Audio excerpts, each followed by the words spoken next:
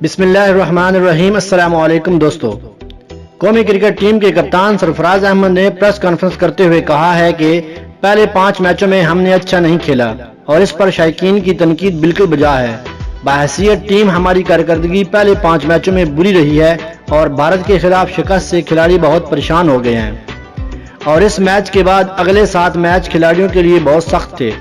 سرفراز احمد نے وطن واپسی پر پریس کانفرنس کرتے ہوئے کہا ہے کہ ورلڈ کپ 2019 میں ہمارا رن ریٹ بہت گر گیا تھا اور ہم نے اسے بہتر کرنے کی بہت کوشش کی۔ انہوں نے کہا کہ تمام کھلاڑیوں نے اپنی طرف سے اچھا کھیلنے کی کوشش کی۔ انہوں نے یہ بھی کہا کہ کوئی بھی مات کھانے کے لیے میدان میں نہیں اترتا اور میں بحیثیت کپتان اپنی کارکردگی سے مطمئن ہوں۔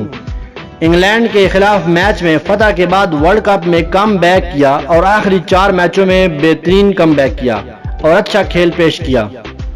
قومی ٹیم کے کپتان نے یہ بھی کہا ہے کہ ٹیم پی سی بی کے عہدیداروں اور میرے مشورے سے بنائی گئی تھی اور کھلاڑیوں کی کارکردگی کے ذمہ دار بھی ہم ہی ہیں۔ سرفراز احمد نے یہ بھی کہا ہے کہ مجھے کپتان بنانے کا فیصلہ پاکستان کرکٹ بورڈ کا تھا اور ہٹانے کا فیصلہ بھی ادارہ ہی کرے گا۔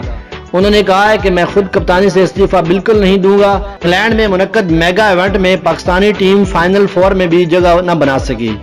غیر معیاری کارکردگی کے بعد قومی کرکٹ میں بڑے پیمانے پر تبدیلیوں کا فیصلہ کر لیا گیا ہے اور سرفراز احمد کو کپتانی سے ہٹانے کا فیصلہ کیے جانے کے بہت سارے امکان ہیں، جبکہ ان کی جگہ سنبھالنے کے لیے حماد وسیم کے نام پر غور کیا جا رہا ہے۔